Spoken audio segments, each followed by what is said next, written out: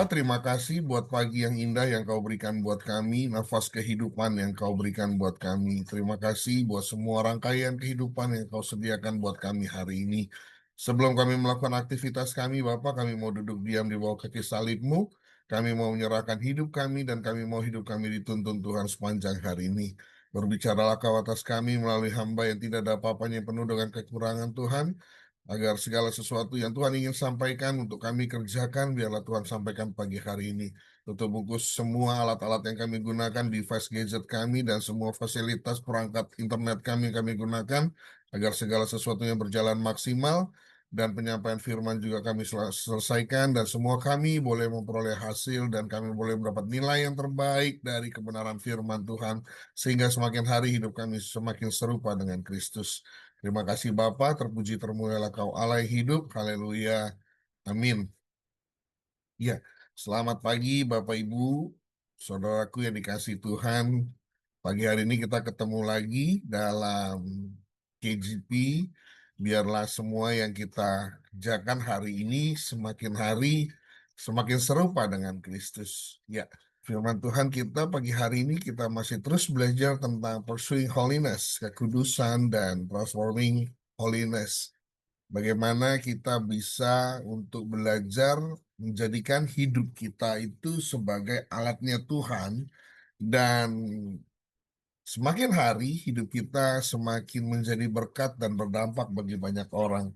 Bapak Ibu Saudaraku yang dikasih Tuhan, hamba-hamba Tuhan yang sebelumnya sudah menyampaikan tentang bagaimana kekudusan, dan pagi hari ini saya melanjutkan dan membagi sebagian apa yang saya renungkan dan apa yang saya dapat dari kebenaran firman Tuhan, bagaimana kita harus membawa hidup kita semakin hari itu, bukan artinya menjaga kekudusan itu kita hidup seperti orang asing atau menyendiri karena untuk menjaga sebuah kekudusan itu tidak.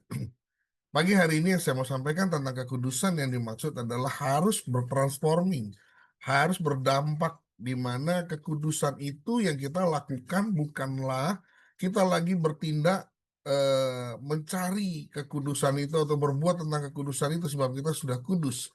Tapi pagi hari ini bagaimana caranya kita menjaga kekudusan yang Tuhan sudah anugerahkan kepada kita dan yang sudah Dia berikan buat kita lewat pengorbanannya, Dia berikan buat kita yang kita harus jaga kekudusan itu. Sama-sama kita baca dari Roma 12 ayat 12. Janganlah kamu menjadi serupa dengan dunia ini, tetapi berubahlah oleh pembaharuan budimu, sehingga kamu dapat membedakan mana kehendak Allah, apa yang baik, yang berkenan kepada Allah, dan yang sempurna. Bapak Ibu Saudaraku yang dikasih Tuhan, transforming holiness membawa kita ke dalam proses di mana kita bukan lagi kita bertindak tapi kita untuk mencari atau mendapat sebuah kekudusan, melainkan kita harus menjaga kekudusan itu, memaintain kekudusan itu lewat kehidupan kita, lewat perlakuan kita, lewat sikap kita, lewat pemikiran kita, dan yang terutama bagaimana kita bisa membawa hidup kita bukan dalam keadaan stagnan yang karena kita sudah terima kekudusan ya sudah maka seperti ini saja. No, tetapi semakin hari kita harus semakin serupa dengan Kristus lewat kekudusan yang kita jaga dan yang kita alami setiap hari. Karena kenapa? Hari-hari ini, di zaman ini, nilai kekudusan semakin hari sudah semakin diabaikan. Ya, secara khusus saya bukan mendiskreditkan zaman sekarang, tetapi kenyataannya semakin hari nilai kekudusan itu tidak semakin baik, melainkan semakin dicuekin, semakin diabaikan. Nggak penting kalau bahasanya, terutama dalam dunia anak-anak muda dan dewasa hari-hari ini. Mereka itu sudah tidak lagi memprioritaskan Tuhan. Tuhan bukan lagi prioritas buat orang-orang zaman sekarang. Yang menjadi prioritas pekerjaannya, jabatannya, hartanya, kekayaannya, dan segala sesuatu yang ada di dunia ini. Tuhan bukan lagi prioritas. Bapak Ibu, dulu saya berpikir saya seorang yang workaholic. Saya berpikir pekerjaan itu adalah sumber segala sesuatunya. Pekerjaan itu yang utama buat saya. Kenapa? Karena saya berpikir begini, kalau kita nggak bekerja, ya gereja itu pelayanan itu ya segala sesuatunya butuh uang. Dan kalau kita nggak bekerja, kita nggak punya uang, maka pelayanan itu juga nothing. Dan saya berpikir, aduh, omong kosong lah ya kalau untuk mau melayani Tuhan, sorry to say. Kalau kita nggak punya uang, kita juga nggak dianggap. Kita juga diabaikan. Karena kenapa? Tetap aja dalam dunia nyatanya, orang-orang yang ada di gereja adalah orang-orang yang dipandang itu orang-orang yang punya uang. Dulu saya berpikiran seperti itu. Dan maka itu saya mengejar ke karir saya, mengejar jabatan supaya saya punya posisi, saya punya jabatan, pekerjaan yang baik, maka penghasilan saya baik. Maka jika segala sesuatu itu baik dalam pekerjaan saya, jika saya masuk juga dalam dunia pelayanan, dunia kerohanian, maka saya juga akan dianggap baik. Bapak Ibu, sekalipun saya punya sikap yang baik, perilaku yang baik, tingkah laku yang baik, pola pikir yang baik, tapi kalau saya tidak punya tidak punya kehidupan materi sosial yang baik, maka orang juga tidak akan melihat saya. Nah, sampai satu ketika saya pernah dalam satu komunitas tercetus seperti begini. Ada dalam satu komsel, dan di komsel itu saya alami sendiri, tapi saya melihat ada seseorang yang berkata begini, aduh kalau bisa punya anggota komsel jangan sampai ada yang jobless ya, karena nanti suka ngerepotin kita gitu loh. Nah, Bapak Ibu Saudara yang dikasih Tuhan, dan itu kata-kata itu nancep dalam pikiran saya bahwasanya dalam dunia kerohanian pun manusia melihat hal itu. Dan akhirnya terbukti di zaman-zaman sekarang, kekudusan itu semakin hari semakin hilang. Tuhan bukan lagi prioritas buat kita. Tuhan bukan lagi yang utama. Tapi puji Tuhan, setelah saya mengalami perubahan, mengalami pertobatan dengan satu nilai yang Tuhan ajarkan, pekerjaan itu adalah secondary daripada main project. Sebab apa? Project utamanya Tuhan. Tuhan ini adalah owner, pemilik dunia ini. Kalau bisnis saya atau pekerjaan saya, foundernya, ownernya adalah manusia. Sementara dalam pelayanan, penjangkauan jiwa, mencari jiwa bagi Tuhan, itu adalah master plan of God, rencana utamanya Tuhan. Bapak Ibu bisa bayangkan, satu pekerjaan yang kita kerjakan hanya untuk sebuah konsep manusia, lalu kita abaikan proyeknya Tuhan yang begitu besar. Proyeknya Tuhan yang harusnya kita kerjakan. Pergilah, jadikanlah semua bangsa muridku. Ini proyeknya Tuhan. Kita menjangkau jiwa lewat kehidupan kita. Tuhan sudah investasi hidupnya. Tuhan udah kasih modal buat kita. Dia selamatkan dunia beserta isinya. Tapi yang seringkali kita kerjakan adalah bukan proyeknya Tuhan. Proyeknya manusia. Sementara proyeknya Tuhan kita abaikan. Karena menurut kita nggak ada value, tidak ada nilai rupiah ataupun tidak ada nilai yang kita dapatkan. Take and give-nya tidak terlihat. Tapi kalau kita bekerja, jelas take and give-nya ada. Kamu kerja 1 bulan, kamu dapat salary, kamu dapat income, bonus, profit, dan segala sesuatu yang mungkin sudah dalam satu komitmen. Kamu bisa dapatkan. Tapi ketahui, itu bukan proyeknya Tuhan. Dan saya dibenarkan oleh satu nilai kebenaran firman Tuhan, dan saya ditegur, dan saya berpikir berubah mindset saya bahwa saya pekerjaan itu adalah secondary dari project, bonus akan projectnya Tuhan. Tapi seringkali hari-hari ini lewat kehidupan kita nggak kerjakan projectnya Tuhan. Yang kita kerjakan adalah projectnya manusia. Nina hari ini. Kalau kita ada masalah, nanti kalau kita terbentur, Nanti kalau kita sudah mentok, baru kita cari Tuhan. Makanya seringkali Tuhan itu bukan prioritas, melainkan Tuhan itu hanyalah sebuah fasilitas. Kita jadikan Tuhan sebagai fasilitas kita. Fasilitas untuk solusi kita. Fasilitas untuk kita dapat berkat. Fasilitas untuk kita sembuh. Fasilitas untuk kita jadi punya solusi dalam masalah kita. Begitu sedihnya dan begitu mirisnya Tuhan yang punya dunia ini beserta kita dan seluruh isinya kita abaikan. Maka pagi hari ini, yuk kita sama-sama berubah pola pikir kita.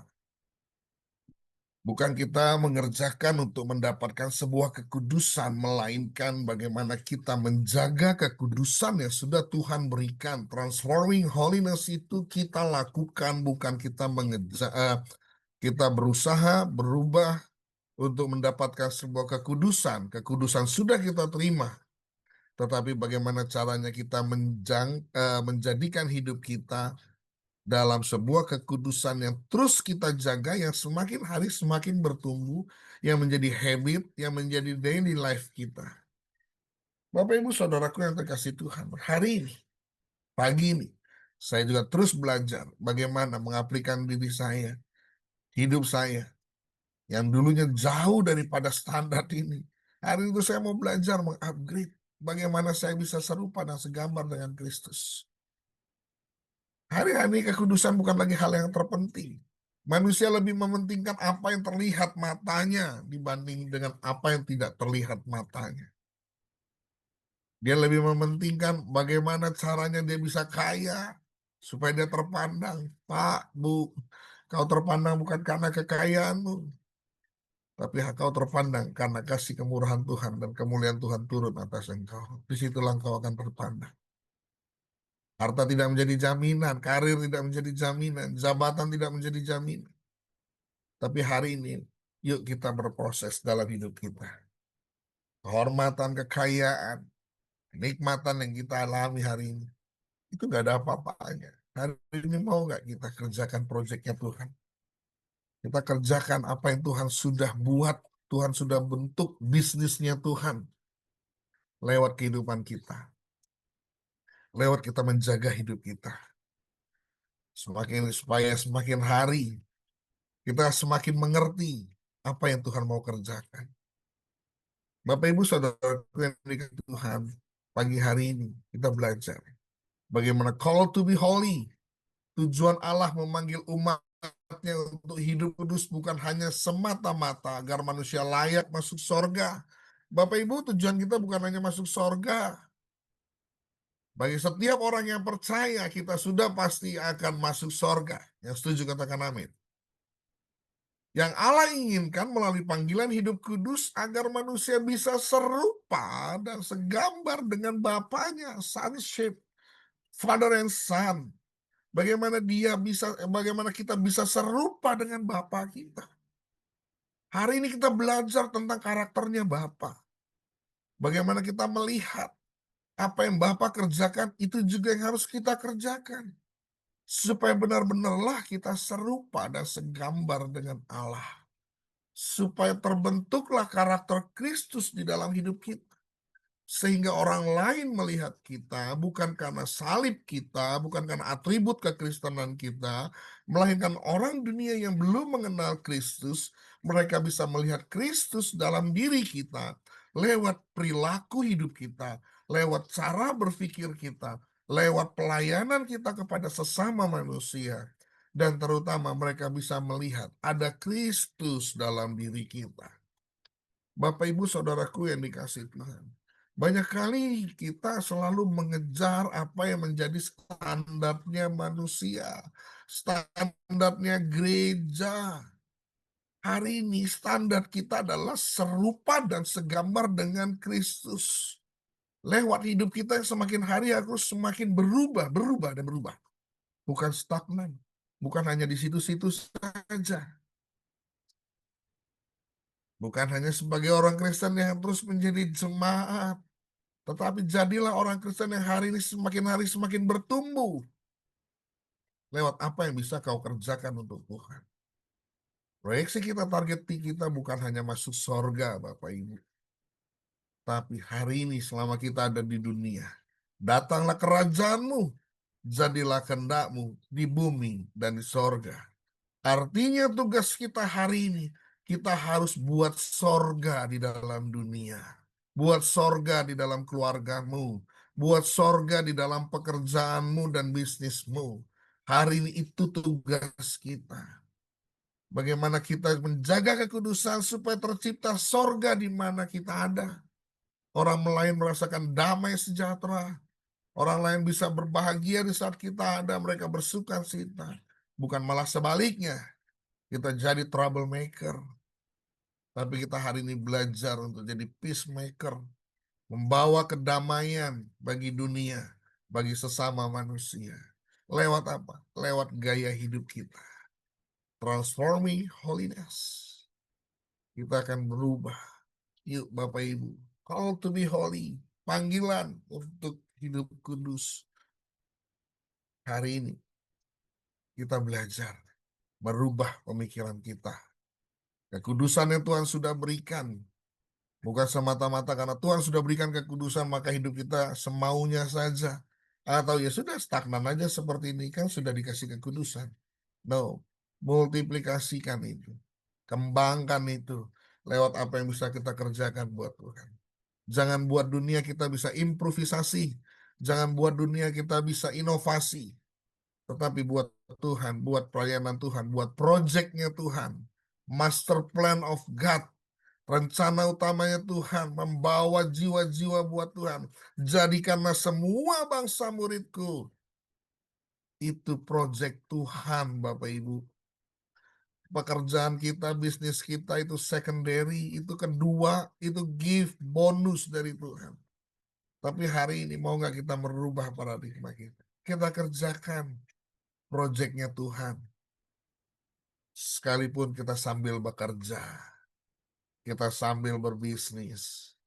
Tapi yang utamanya adalah kita mengerjakan proyeknya Tuhan.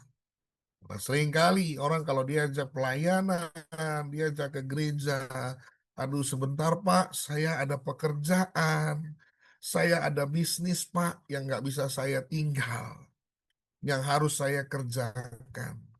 Puji Tuhan, Tuhan Yesus itu baik, Tuhan Yesus bukan pemarah, Tuhan Yesus bukan pendendam.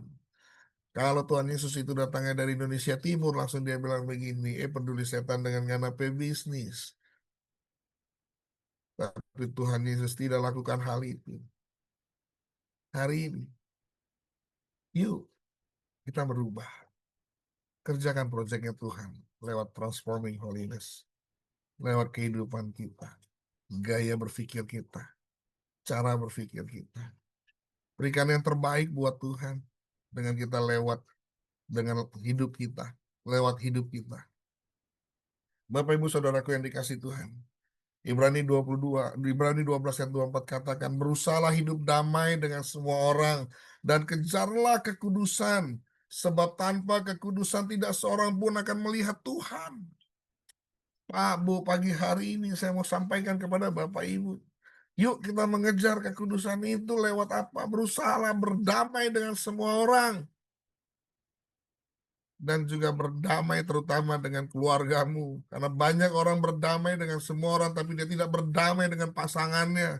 Dia tidak berdamai dengan anak-anaknya, dengan keluarganya. Itu juga percuma. Yang terutama adalah kau berdamai dengan orang yang sekitarmu. Dengan istrimu, dengan anak-anakmu. Jangan hebat di luar, hancur di dalam. Percuma. Sia-sia segala sesuatu yang kita kerjakan yang sepertinya terlihat buat Tuhan. Tetapi sementara Tuhan sedang menangis melihat engkau. Karena engkau tidak berdamai dengan pasanganmu. Engkau tidak berdamai dengan anak-anakmu. Banyak anak-anak yang kecewa, yang terlihat kehilangan figur papa, figur mama. Karena papa mama sibuk dengan pelayanan. Sibuk dengan gereja yang seperti terlihat rohaniawan sekali. Tetapi anak-anak menangis di rumah. Anak-anak menjerit. Suami istri tidak saling cerita di luar, di rumah.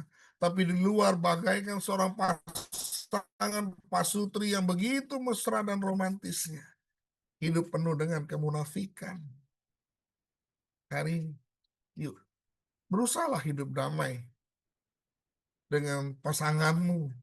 Sekalipun pasanganmu menyebalkan, sekalipun pasanganmu menjengkelkan, tidak sesuai dengan keinginanmu, berusahalah untuk berdamai dengan pasanganmu.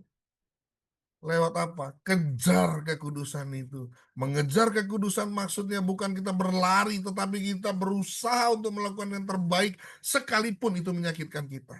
Sekalipun tidak sesuai dengan keinginan kita, tapi kalau tujuannya untuk baik, tujuannya untuk damai, kerjakanlah itu. Kejarlah itu. Bapak Ibu Saudaraku yang dikasihi Tuhan.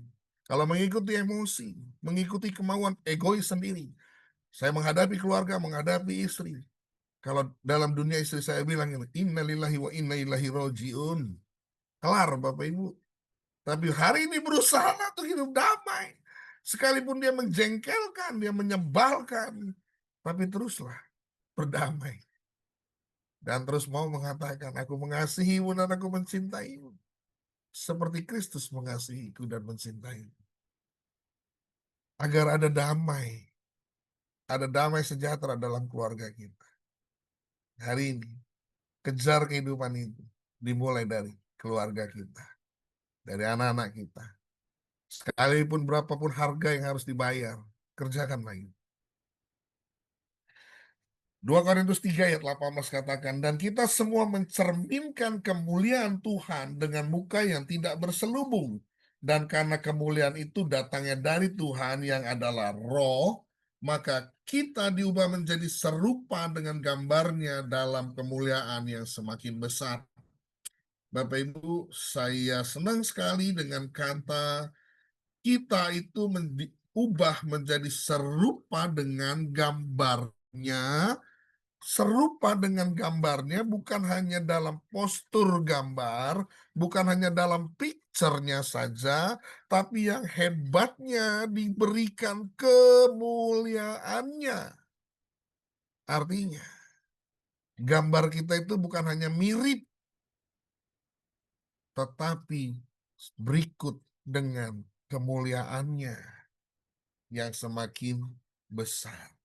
Maka kita hari ini harus mencerminkan kemuliaan Tuhan dengan muka yang tidak berselubung, dengan hidup yang apa adanya, tidak dengan kemunafikan, tidak dengan dipaksa-paksa, tidak hanya karena mencari satu kepentingan. Hari ini, yuk kita belajar. Saya pun terus belajar menghadapi kehidupan, menghadapi tantangan. Bapak Ibu, sebelum istri saya menerima Tuhan, menjelaskan Alkitab itu hal yang menurut saya ya sedikit sulit karena berbeda frekuensi. Tapi begitu dia terima Tuhan agak sedikit ringan. Tapi tidak sampai di situ pergumulannya Bapak Ibu. Semakin dia kenal Tuhan, semakin dia mengerti, semakin besar tantangannya.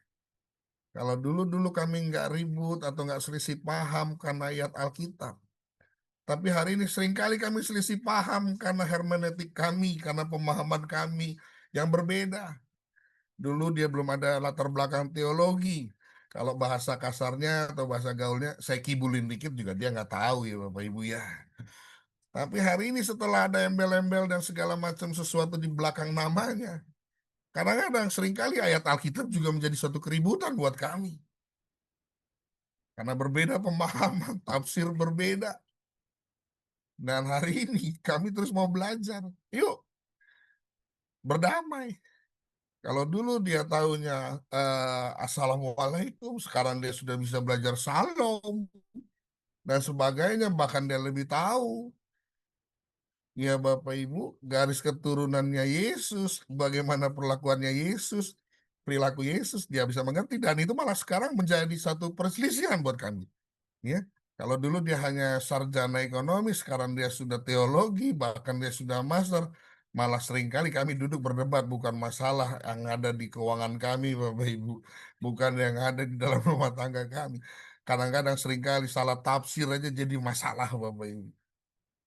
Tapi hari ini terus yuk belajar. Kami terus mau belajar untuk belajar hidup berdamai. Kami terus mau mencerminkan bagaimana Kristus selamatkan kami. Kristus pulihkan kami, Kristus menangkan kami, dan hari ini kami mau memenangkan banyak jiwa lewat kehidupan kami. Kami mau memenangkan banyak orang lewat melihat Kristus dalam hidup kami. Itu yang harus kita kejar.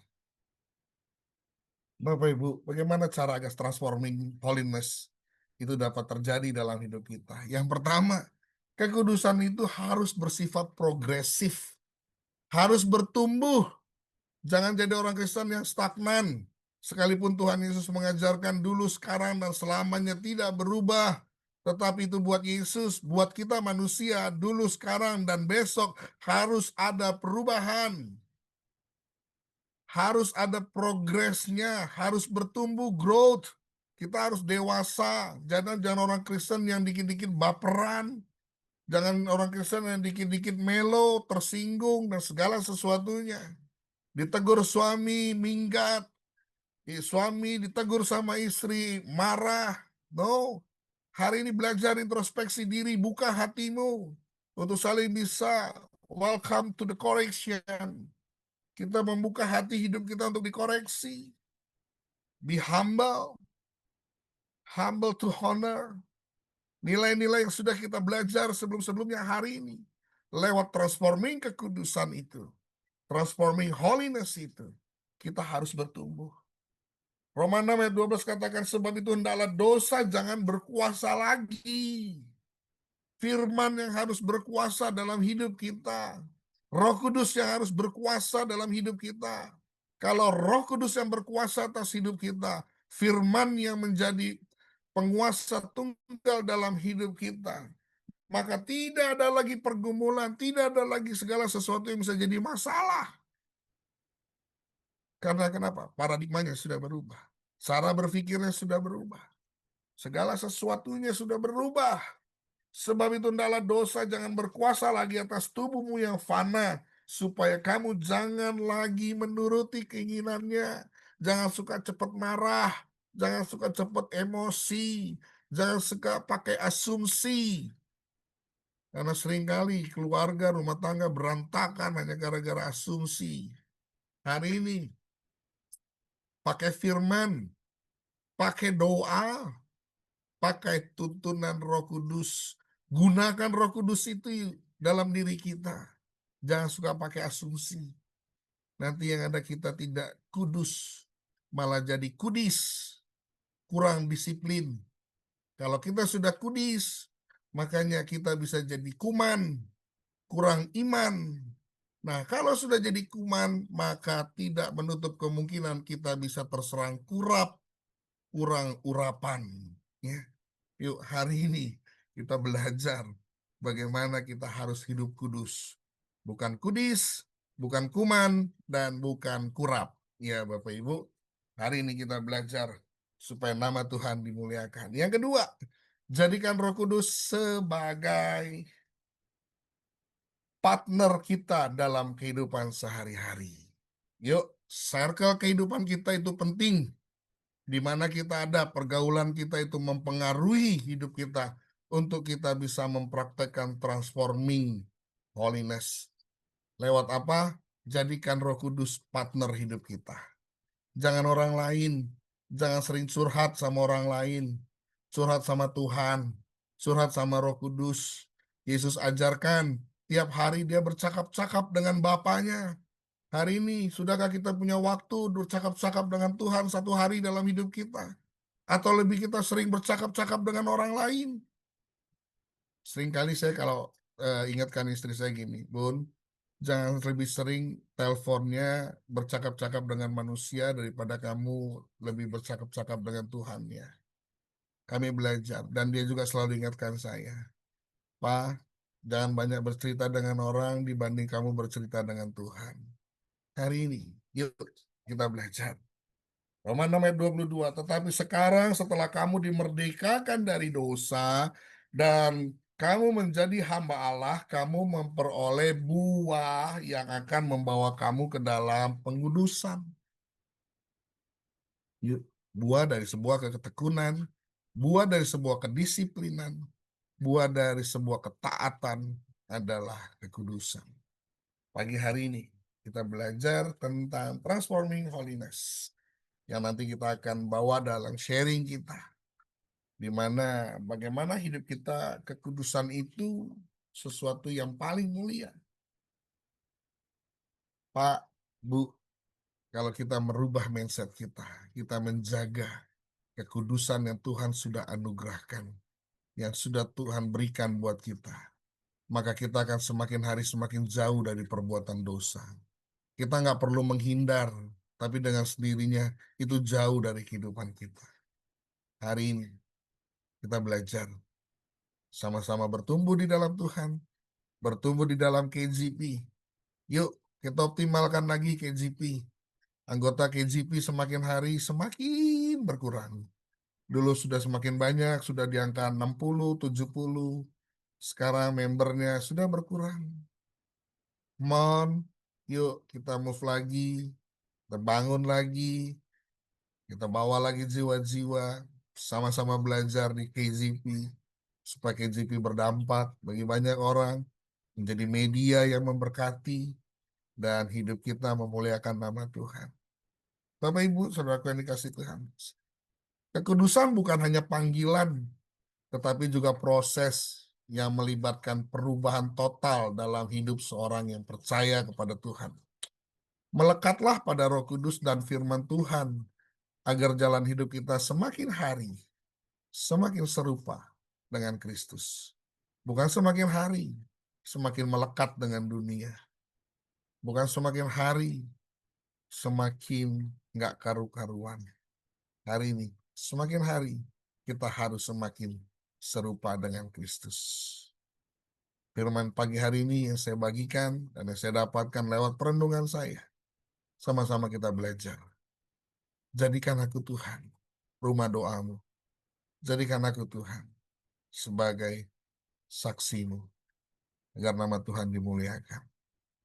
Terus terhubung dengan Tuhan. Lewat hidup kita bisa terhubung dengan Tuhan. Lewat firman Tuhan, kita terus terkoneksi dengan Tuhan. Pagi hari ini, nanti kita masuk dalam break room yang akan kita sharingkan. Apakah hidup dalam kekudusan berarti tanpa dosa? Atau, yang kedua, apakah hidup dalam kekudusan membuat hidup seorang lebih bahagia? Nanti kita sharing di break room kita masing-masing, dua pertanyaan ini. Kita bisa saling memberkati di break room kita. Oke, yuk kita tutup sharing firman Tuhan pagi hari ini. Kembali kita tundukkan kepala kita pejamkan mata kita berdoa. God is good all the time. Thank you Jesus, thank you for everything. Terima kasih. Terima kasih. Tidak ada kata lain yang bisa kami naikkan selain kami mau katakan. Thanks Jesus. Thank you so much God. Buat hari ini. Bila kami sebentar akan masuk dalam break room kami, biarlah Tuhan memberkati break room kami boleh saling memberkati, dan kami boleh saling melengkapi. Berkati kegerakan KGP ini Tuhan, terus bisa memperluas kerajaan Allah lewat media sosial, menjangkau jiwa-jiwa sampai di pelosok-pelosok daerah, agar nama Tuhan dimuliakan, dan kami mengerjakan proyeknya Tuhan, membawa jiwa bagi Tuhan. Maka setelah kami mengerjakan proyeknya Tuhan, maka bonus kami, insentif kami, gift kami dari Tuhan adalah pekerjaan kami yang ada di dunia ini. Thank you Jesus. Thank you Lord. I love you more. God bless. Amen.